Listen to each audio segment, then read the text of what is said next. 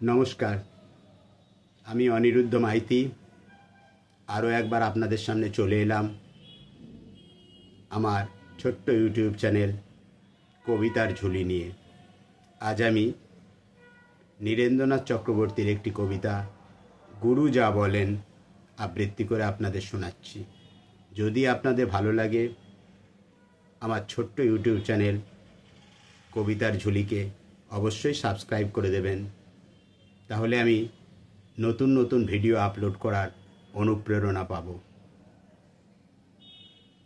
মস্ত বড় মৃগেলটাকে বঁড়শিতে গাঁথবার জন্য সীমন্ত সেই সকাল থেকে ঘাটের রানায় বসে আছে।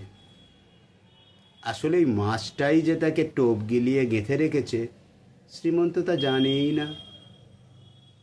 সকাল 6টা অবধি খুনের আসামি রামদেব কাহারকে পাহারা দেওয়ার জন্য যে লোকটা রাত্রি 10টার সময় থানা হাজতের দায়িত্ব বুঝে নিয়েছিল, পাথুরে করিডোরে যতই না বুট বাজাক, সেই মহেশ্বর প্রসাদও জানে না যে পুরোপুরি 8 ঘন্টার জন্য সে এখন নিজেই বন্দি।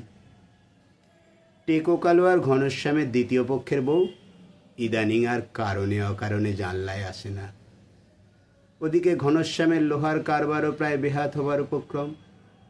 অষ্টপ্রহর ঘরের মধ্যে ঘুরঘুর করছে যে ঘনশ্যাম, সে জানে না যে তার জোয়ান বউকে জানলা থেকে হটাতে গিয়ে সে নিজেই এখন তার কারবার থেকে হটে গেছে।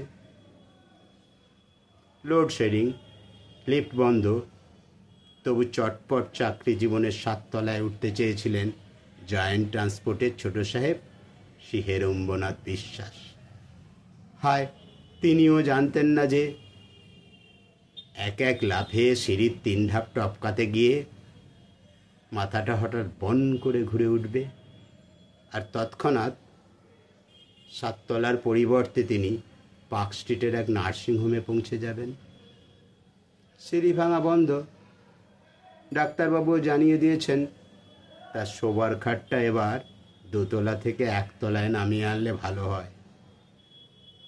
আমাদের পাড়ার গোষ্ঠবাবু বলেন তার গুরু যা বলেন ঠিকই বলেন। গুরু কি বলেন সান্ধ্য আসরের সঙ্গীরা তা জানার জন্য হামলে পড়ায়। বেশ একচোট হেসে নিয়ে তারপর হঠাৎ গম্ভীর হয়ে গোষ্ঠবাবু বললেন, কাউকে আবার বলো না যেন, এসব কথা কাউকে বলতে নেই। নেহাত তোমরা জানতে চাইছো তাই বলছি। আমার গুরু বলেন যে শুয়োরের বাচ্চারা কেউ কিচ্ছু জানে না। নমস্কার।